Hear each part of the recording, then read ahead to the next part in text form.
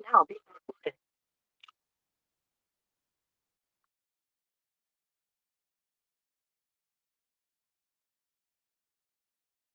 हरिओम। आवाज ठीक है।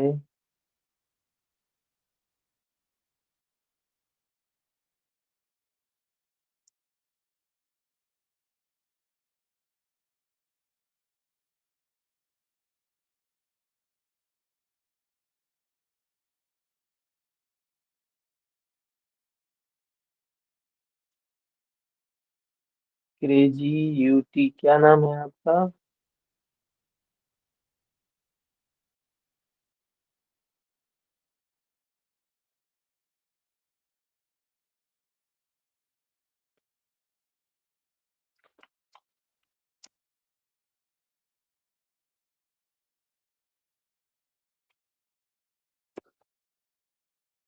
ठीक है, तो हम शुरू करते हैं। शिव संहिता। हम लोगों ने कल देखा था लगभग 70 नंबर श्लोक तक।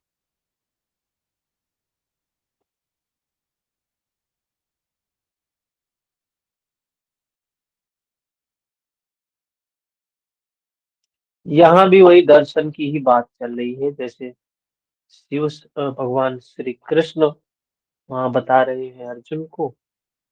दीपाली जी, वैसे ही यहाँ भी कुछ चल रहा है, लेकिन बात जो है वो दर्शन का ही है। दर्शन करने से क्या होगा? तो बताते हैं यही कि संकल्प का त्याग हो जाए। सारे संकल्प विकल्प समाप्त होंगे। मिथ्याभूत सांसारिक बंधनों, ये जो बंधन है, मिथ्या जगत है, इसका समाप्त होगा। और आत्मा को आत्मा के द्वारा आत्मा में ही निश्चित रूप से देखता है। तो देखने की ही बात यहाँ भी हम देख रहे हैं कि समस्त संकल्पों का त्याग, मिथ्याभूत सांसारिक बंधनों का त्याग, ये स्थिति आता है जब आत्मा को, जब स्वयं उस नित्य को नित्य देखता है। 64 नंबर श्लोक। और इस प्रकार आत्मा द्वारा आत्मा में अनंत एवं सुख स्वरूप आत्मा को अनुभव करता हुआ संसार को भुलाकर तीव्रता से समाधि में रमण करता है। जो समाधि की स्थिति को प्राप्त कर लेता है, तात्विक बुद्धि से विचार किया जाए तो माया ही संसार का मूल कारण ज्ञात होती है। इस संसार का जो मूल कारण है वो माया है, अन्य कोई नहीं है। माया जब समाप्त होती है तो विश्व का भी अस्तित्व समाप्त हो जाता है, क्योंकि माया से उत्पन्न यह समस्त संसार त्यागने योग्य है। शरीर, धन, सुख दायक मानकर उसके प्रति मोह करना उचित नहीं। तो यही बात सारे ग्रंथ समझा रहे हैं हमें। दुख की बात ये है कि मनुष्य को ये बातें समझ में नहीं आ रही। मनुष्य को कैसी बातें समझ में आती? अरे हमारे यहाँ तो ये नहीं चलता है, हमारे यहाँ तो ये होता है, हमारे यहाँ तो ऐसा होता है, हमने ऐसा किया, उन्होंने वैसा किया। इस उलझनों में पड़ा हुआ है। धर्म नहीं समझ में आया है, इसलिए पड़ा हुआ है। जो धर्म की शुद्ध शुद्ध धर्म की सही बातें समझ लेगा, जो कोई शिव संहिता को या भगवत गीता को या योग सूत्र को एक बार यथार्थ स्वरूप में समझ लेगा, फिर जीवन में ऐसी गलती नहीं करेगा। नहीं तो पूरा जीवन धर्म के नाम पे गलती करते हुए बिता देगा। अंत में प्राप्त हाथ में कुछ भी नहीं आएगा। जैसे आया था वैसे ही चला जाए।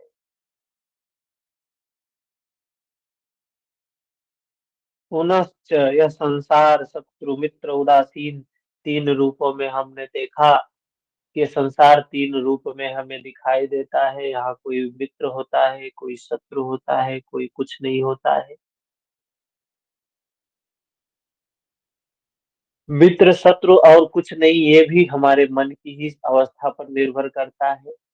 हमारे मन के अनुकूल है तो मित्र, प्रतिकूल है तो शत्रु, और ना अनुकूल है ना प्रतिकूल है तो उसके प्रति हम उदासीन रहते हैं। तो ये अवस्था बताया कि ऐसे-ऐसे समाज में ऐसी घटनाएँ हो रही हैं। फिर 68 नंबर में आत्मा, 68 नंबर में आत्मा की उपाधि के कारण वस्तुओं में प्रिय और अप्रिय आदि भेद निश्चित रूप से परिलक्षित होते हैं।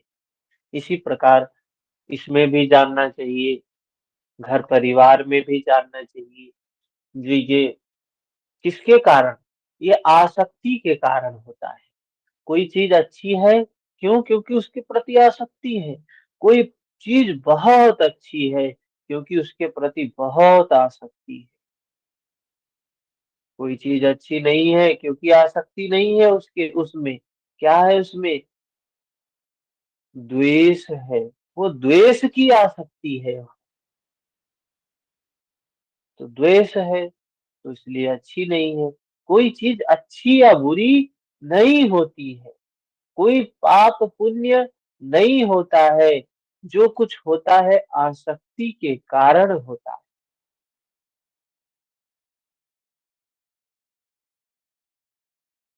तो यही कह रहे हैं, घर परिवार में भी समझना चाहिए। जैसे होता क्या है, अपने घर के बच्चे को कुछ कोई अनहोनी हो गई तो व्यक्ति दुखी होता है। अपने बेटे को कोई अनहोनी हो गई तो कोई दुखी होता है। अपने भाई को कुछ हो गया, अपने को कुछ हो गया, अपने शरीर को या अपने किसी अपने को कुछ हो गया तो दुखी होता है।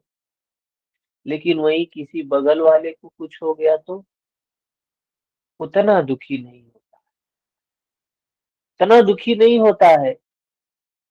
तो दूसरे के घर कोई अनहोनी हो गई तो व्यक्ति वहां समझाता है, ढाढ़स बंधाता है कि अरे ये चीजें तो सबके साथ होती है, कुछ कहा नहीं जा सकता है। क्यों? क्योंकि अपने के साथ होती है तो आसक्ति होती है, दूसरे के साथ आसक्ति नहीं। आसक्ति टूटती है तो दुःख होता है। जो आसक्ति है वो पूरी होती है तो सुख मिलता है। कहा सुखानुसई रागः दुखानुसई द्वेषः। तो ये सब कारण जो है आसक्ति के कारण ऐसा होता है। योगी जन ऐसे विश्व को माया विलसित जानकर श्रुति एवं मुनि अध्यारोप और अवसाद के द्वारा विश्व का लय कर देते हैं। क्या कह रहे हैं? ऐसे योगी जन, ये माया विलसित, ये सब कुछ माया से वशीभूत होकर ऐसे योगी जन ये सब खेल समझ जाते हैं।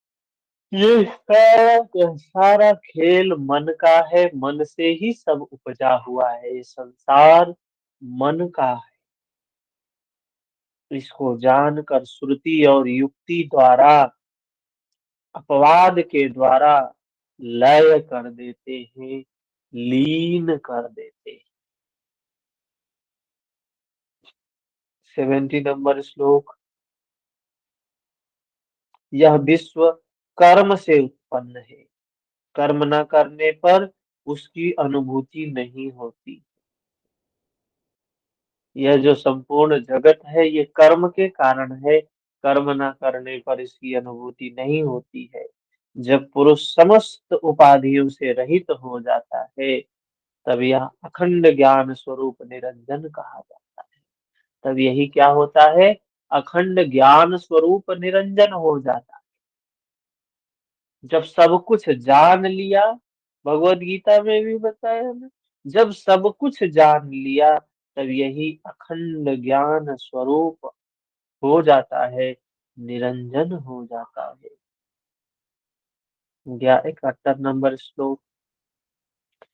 सूहि कामयते पुरुषः सृजते च प्रजाः स्वयम् अविद्या भासते अस्मात् तस्मान्विथा मिथ्या स्वभावतः।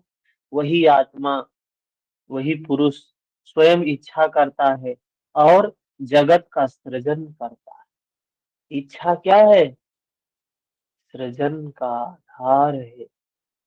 क्योंकि यह सृष्टि अविद्या के कारण प्रतीत हो रही है, अतः स्वाभाविक रूप से यह मिथ्या है। ये सृष्टि, ये जगत अविद्या के कारण है। तभी कहा है ब्रह्म सत्य जगत मिथ्या, बात सही है, लेकिन उस अवस्था पे जाके पहुंचना तब सही है, अनुभूति करके तब सही है। सिर्फ पढ़ लिया कहीं पे लिखा है ब्रह्म सत्य जगत मिथ्या, और फिर हम भी बोलने लगे सब मिथ्या है, सब मोह माया है। बोलने से थोड़ी ना समाप्त हो जाएगा मोह माया। हम्म बोलने से नहीं जाएगा।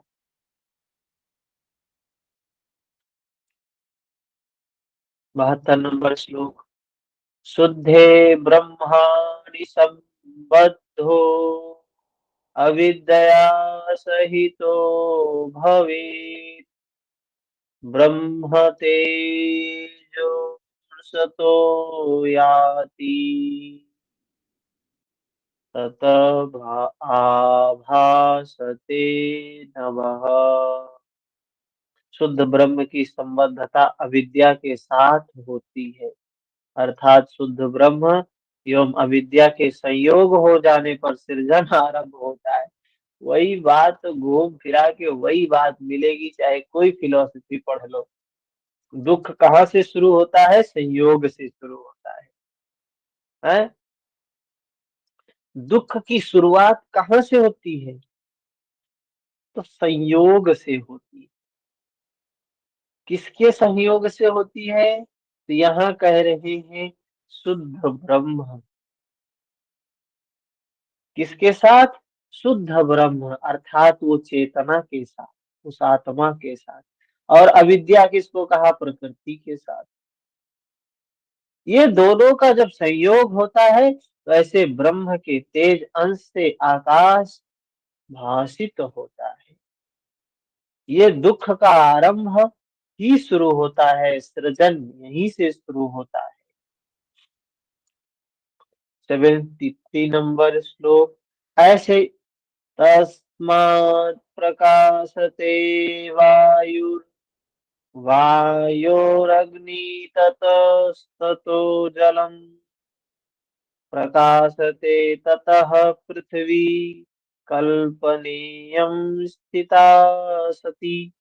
ऐसी कल्पना दृढ़ होने पर उस से वायु अभिव्यक्त होता है। ऐसी कल्पना दृढ़ होने पर वायु अभिव्यक्त होता है। वायु से अग्नि अभिव्यक्त होती है। अग्नि से जल, जल से पृथ्वी अभिव्यक्त होती है।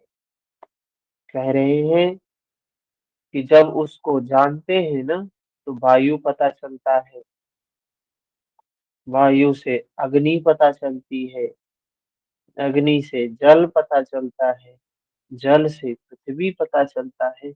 इन सब की अभिव्यक्ति होती है। 74 नंबर श्लोक। आकाशवायुराकाश पवनादग्नि संभवः खवाताग्निर्जलम् व्योमवाताग्निवारितो महि। आकाश से वायु, आकाश एवं वायु से अग्नि अभिव्यक्त होती है। आकाश से वायु और आकाश एवं अग्नि से वायु से अग्नि अभिव्यक्त होती है। तो एक सीक्वेंस आप सबको पता है कि आकाश में एक महाभूत होता है, आकाश में एक क्या बोलते हैं उसको, विषय, तन्मात्रा, शब्द होता है। आकाश से फिर क्या उत्पन्न हुआ?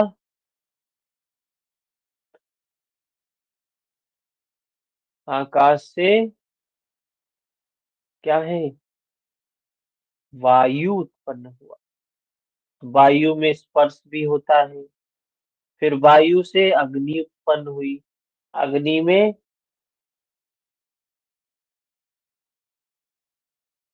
रूप होता है।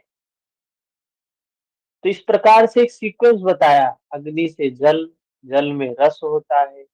फिर पृथ्वी, पृथ्वी में गंध होता है। तो इस तरीके से शब्द, स्पर्श, रूप, रस, गंध, ये एक सीक्वेंस है। आकाश में एक है, वायु में दो है, अग्नि में तीन है, जल में चार है, पृथ्वी में पांचों है। तो ये कह रहे हैं आकाश वायु अग्नि से जल तथा आकाश वायु अग्नि तथा जल के संयोग से पृथ्वी भाषित होता है। फिर 75 नंबर श्लोक। खम शब्द लक्षणम वायुश्चंचलः स्पर्श लक्षणः स्याद्रूपलक्षणम तेजः सलिलम रसलक्षणम। सबका लक्षण बता रहे, वही बता रहे जो भी पीछे बताया। शब्द गुण वाला आकाश है। तो आकाश क्या है? शब्द वाला है। फिर वायु है, चंचल स्पर्शवान, जो मन में चंचलता है वो किसके कारण है? वायु के कारण है। तेजवान अग्नि है, रस गुण वाला जल है, ये बता रहे हैं। 76 नंबर। गंध गुण वाली पृथ्वी है। गंध लक्षणिका पृथ्वी नान्यथा भवति ध्रुवम् विशेष गुण स्फुरन्ति यतः शास्त्रादि निर्णयः। गंध गुण वाली पृथ्वी है, ये विशेष गुण स्फुरित होते हैं, ऐसा शास्त्रों का सुनिश्चित निर्णय है। एतद् द्विपरीत नहीं है। फिर इसके बाद 77। स्यादेक गुणमाकाशम द्विगुणो वायुरुच्यते तथैव त्रिगुणं तेजो भवन्त्यापश्चतुर्गुणाः शब्द स्पर्शश्च रूपं च रसो गन्धस्तथैव च एतत् पञ्चगुणा पृथ्वी कल्पकैः कल्प्यतेऽधुना। तो वही बात तो बता रहे जो पीछे बताया कि आकाश में एक गुण, वायु में दो गुण, अग्नि में तीन गुण, जल में चार, पृथ्वी में पांच, ये गुण है। ठीक है, इनको भी 60 नोट में हम देखेंगे, आप लोग भी बनाएंगे 60 नोट कि ये गुण हैं। इनको भी समझना, याद रखना है, समझ के रखना है कि आकाश से वायु, वायु से अग्नि, अग्नि से जल, जल से पृथ्वी, ये पांच तत्वों का इस प्रकार से सृजन हुआ है। 79 नंबर। चक्षुषा गृहते रूपम गंधो घ्राणेन गृहते रसो रसनया स्पर्श त्वचा संगृहते परम श्रोत्रेण गृहते शब्दो नियतम भाति नान्यथा। चक्षु के द्वारा रूप का ग्रहण होता है, नासिका द्वारा गंध का ग्रहण होता है, रसना रस के द्वारा रस, जिह्वा द्वारा रस का ग्रहण होता है, त्वचा के द्वारा स्पर्श करने इंद्रियों से शब्द का अनुभव होता है। यह सर्वथा निश्चित सिद्धांत है, यह अन्यथा नहीं। तो ये तो भाई प्रैक्टिकल बात है ना, ये तो प्रैक्टिकल ही बता रहे हैं। आंख से देखते हैं, कान से सुनते हैं, नाक से सूंघते हैं, त्वचा से स्पर्श को महसूस करते हैं। ये तो कुछ उल्टा सीधा बात बता नहीं रहे जिसको याद करना है। 80 नंबर श्लोक। चैतन्यात् सर्वमुत्पन्नम् जगद्येतचराचरम् अस्ति चेत् कल्पनेयम् स्यान्नास्ति चेदस्ति चिन्मयम्। यह संपूर्ण जड़ चेतन जगत चैतन्य से उत्पन्न हुआ है। भगवान कृष्ण भी यही बात कह रहे हैं। यह जगत काल्पनिक रूप से ही सत्य है। यह जगत जो सत्य प्रतीत होता है, काल्पनिक रूप से है,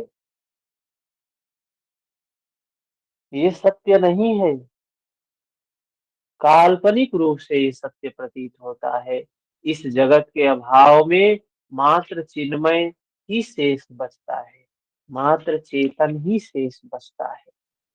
इस जगत के अभाव में मात्र चैतन्य ही शेष रहता है। 81 नंबर। पृथ्वी शीर्षा जले मग्ना, पृथ्वी शीर्षा जले मग्ना, जलम मग्नं च तेजसी,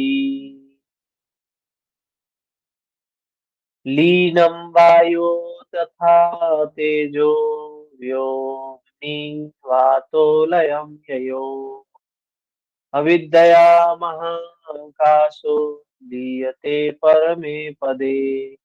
पृथ्वी विघटित होने पर जल तत्व में विलीन हो जाती है, जल तत्व अग्नि तत्व में विलीन हो जाता है। उसी प्रकार तेज वायु में, वायु आकाश में, पुनश्च महाकाश विद्या में लीन हो जाता है, और अविद्या भी परम पद में विलीन हो जाती है। ये कैसे लय की अवस्था आती है? लय का मतलब क्या है? समाधि है। तो वो समाधि की अवस्था कैसे आती है? तो धीरे धीरे आती है। तो एक एक तत्व बताया गया है, ऐसे ऐसे मिटता है। पृथ्वी, पृथ्वी जल में मिल जाती है, जल अग्नि में मिल जाता है, अग्नि वायु में मिल जाती है, वायु आकाश में मिल जाता है, आकाश अविद्या में मिल जाता है, अविद्या परम पद में विलीन हो जाती है। ये बात बताया है। 82 नंबर। विक्षेपा वर्णासक्तिर् दुरंता दुःख रूपणी, जड़ रूपा महामाया रजः सत्व तमो गुणा। वही बात यहाँ भी बता रहे हैं कि सत्व, रज, एवं तम, ये तीन गुणमयी महामाया शक्ति विशेष रूप से आवरणमयी, ये तीन गुणों से युक्त है। सत्व, रज, तम, ये महामाया शक्ति विक्षेप आवरणमयी है, दुरंता है, कठिनाई से समाप्त होने वाली है, दुख रूपा है, जड़ है। क्या है? दुख रूपा है, जड़ है। सत्व, रज, तम गुणमयी महामाया शक्ति विक्षेप एवं आवरणमयी है, दुरंता है, दुख रूपा है और जड़ है।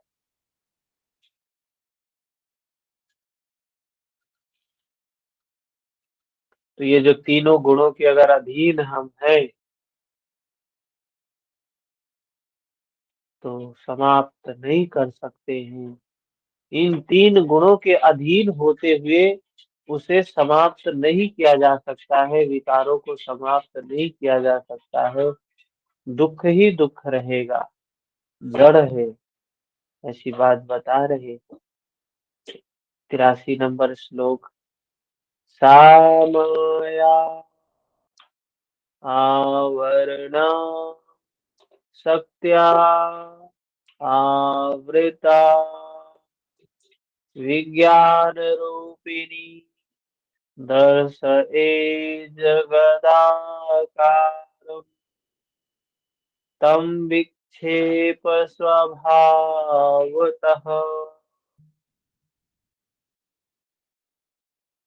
आवरण शक्ति से ओतप्रोत विशिष्ट ज्ञान रूपा वह माया विक्षेप स्वभाव के कारण उसको जगत के रूप में प्रदर्शित कर देती है। जगत के रूप में कैसे प्रदर्शित होती है? तो आवरण शक्ति से ओतप्रोत।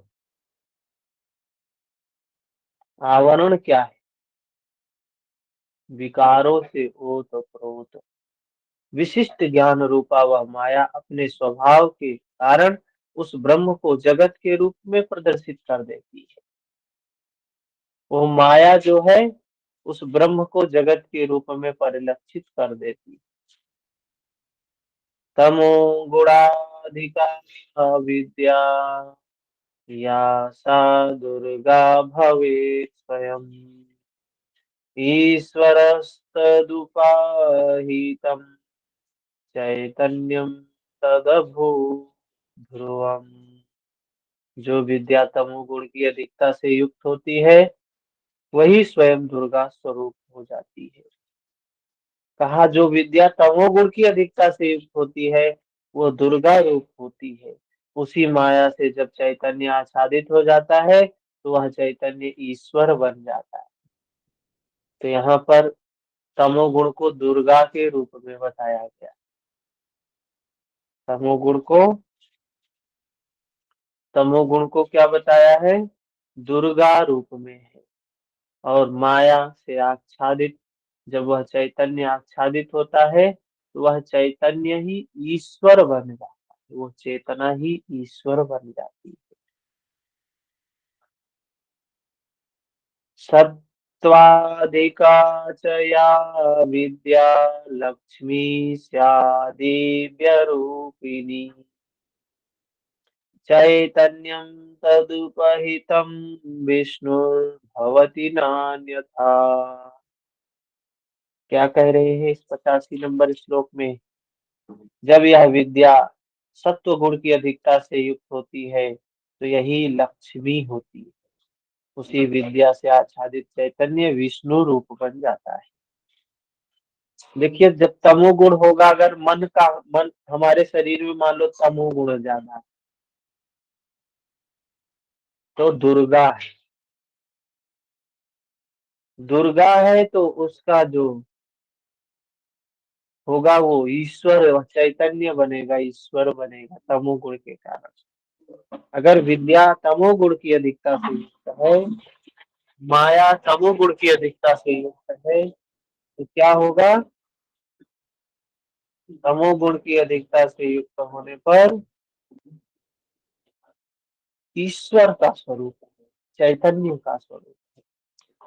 और वही माया वही विद्या सत्व गुण से अधिक होने पर क्या है? लक्ष्मी रूप है। और उसका पति लक्ष्मीपति क्या है? विष्णु रूप बन जाता है। यही सत्य है। फिर 86 नंबर। रजो गुणात्मिका विद्या ज्ञेया सा वै सरस्वती। रजोगुणों से युक्त होने पर, परिपूर्ण होने पर सरस्वती रूपा जानी जाती है। यश्चित् स्वरूपो भवति ब्रह्म तदुपाधारका। जो चित स्वरूप उस विद्या को धारण करता है वह ब्रह्म हो जाता है। तो यहाँ सत्व रज तम, ब्रह्मा विष्णु महेश, महेश शब्द नहीं लिया है, लेकिन रजोगुण के लिए ब्रह्मा बोला है और सत्व गुण के लिए विष्णु बोला है। तो तमोगुण के लिए हम बोल देते हैं शिव। और देवियों में क्या बताया है? सत्व गुण किसका है? सरस्वती जी का। और रजोगुण किसका है? रजोगुण है, रजो सरस्वती। और सत्व गुण है लक्ष्मी जी का, विष्णु जी। और तमोगुण है दुर्गा जी का, है दुर्गा जी, जिनके नाम है दुर्गा, काली। और हम देखते हैं कि काली कैसे अपने पति के ऊपर, शिव के ऊपर पांव रख के खड़ी। तो ये बताया तीन स्वरूप है इसके, सत्व रज तम। सत्व है जो लक्ष्मी है, जिसके अधिपति विष्णु है। रजोगुण है जिसके सरस्वती है, जिसके अधिपति ब्रह्मा है। और उधर दुर्गा जी को बताया। तो ये तीन गुणों से संबंधित देवियों के नाम याद होने चाहिए। प्रश्न आया भी है, आ भी सकता है। 87 नंबर प्रश्न का श्लोक। सर, हाँ ये देव में सत्वगुण विष्णु के है ना, और रजोगुण ब्रह्मा के। हाँ, वही है भी। रजोगुण क्रिएट करने का काम करते हैं ना, ब्रह्मा जी निर्माता है। तो रजोगुण के कारण ही सृजन होता है। विष्णु जी को जी बोलते हैं पालन करता है, सत्व गुण है पालन करता है। तमोगुण को बोलते हैं संहारक। ठीक। जी। ईसादया सकला देवा दृश्यन्ते परमात्मनि, शरीरादि जड़म सर्वम सा विद्या कल्पिता तथा। ईश आदि समस्त देवगण, शरीर आदि समस्त जड़ पदार्थ परम आत्मा में ही लक्षित होते हैं। इसे ही अविद्या के रूप में कल्पित किया गया है। इस आदि समस्त चित स्वरूप देवगण, शरीर आदि समस्त जड़ पदार्थ परम आत्मा में ही लक्षित होते हैं। इसे अविद्या के रूप में ही कल्पित किया गया है। क्या कह रहे हैं? ये जो शरीर है, जो चित्त है, जो मन है, जो आत्मा है, ये समस्त क्या है? आत्मा में ही परिलक्षित होते हैं। और इसे अविद्या के रूप में कल्पित किया गया है। 88 नंबर श्लोक। एवं रूपेण कल्पन्ते कल्पका विश्वसंभवम्, तत्त्वा तत्त्वं भवन्तीह कल्पनान्येन चोदिता। इस प्रकार से विद्वान लोगों ने संसार की उत्पत्ति की कल्पना की है। तत्व एवं अतत्व दोनों ही पदार्थ इसी आत्मा में होते हैं। किसी अन्य में इसकी कल्पना नहीं हो सकती है। इस प्रकार उपयुक्त रूप से विद्वान लोगों ने संसार की उत्पत्ति की बारे में बताया, कैसे संसार उत्पन्न हुआ है। ब्रह्मा विष्णु शिव जो बोलते हैं। अच्छा, यहाँ शिव शब्द नहीं लिखा है, क्यों नहीं लिखा है? यहाँ ईश्वर शब्द लिखा है उस जगह पे, क्यों? चेतना शब्द लिखा है, क्यों? क्योंकि यह ग्रंथ ही शिव जी के द्वारा लिखा जा रहा है। बताया बात इसमें जो हो रही शिव के द्वारा ही हो रही है। तो इसीलिए यहाँ तमोगुण को दुर्गा और उसका अधिपति ईश्वर बताया गया, चेतना बताया गया, तो वो चेतना शिव है। और उसमें लक्ष्मी तो बताया, सत्व गुण में लक्ष्मी तो बताया, लक्ष्मी का अधिपति विष्णु है। और और रजोगुण में बताया सरस्वती है और ब्रह्मा जी। ठीक है, तो एवं रूपेण कल्पन्ते कल्पका विश्व संभवम। इस प्रकार विद्वान लोगों ने संसार की उत्पत्ति की कल्पना की है। तत्व एवं अतत्व दोनों ही पदार्थ इसी आत्मा ब्रह्म में होते हैं, किसी अन्य में इसकी कल्पना नहीं हो सकती। ठीक है, इसके बाद 89 नंबर श्लोक। प्रमेयत्वादिरूपेण सर्वं वस्तु प्रकाश्यते, तथैव वस्तुनास्तेव भासको वर्तते परः। संसार की सभी वस्तुएं प्रमेयत्वादि रूप से प्रकाशित होती है, वस्तुतः स्वयं में किसी वस्तु का अस्तित्व नहीं है। एकमात्र परम तत्व ही उनका प्रकाशक है। एकमात्र परम तत्व ही उनका प्रकाशक है। स्वरूपत्वेन रूपेण स्वरूपम वस्तु भासते, विशेष शब्दोपादाने भेदो भवति नान्यथा। अपने अपने रूप के माध्यम से ही वस्तु का स्वरूप भासित होता है। उसमें यह भिन्नता विशेष शब्दोपादान नाम रूप उपाधि के कारण ही होती है, अन्यथा नहीं है। ठीक है, तो कुछ है कल हमारा प्रथम शिव संहिता का प्रथम उपदेश, प्रथम पटल कल समाप्त होगा। ठीक है, कोई प्रश्न है तो बताएं।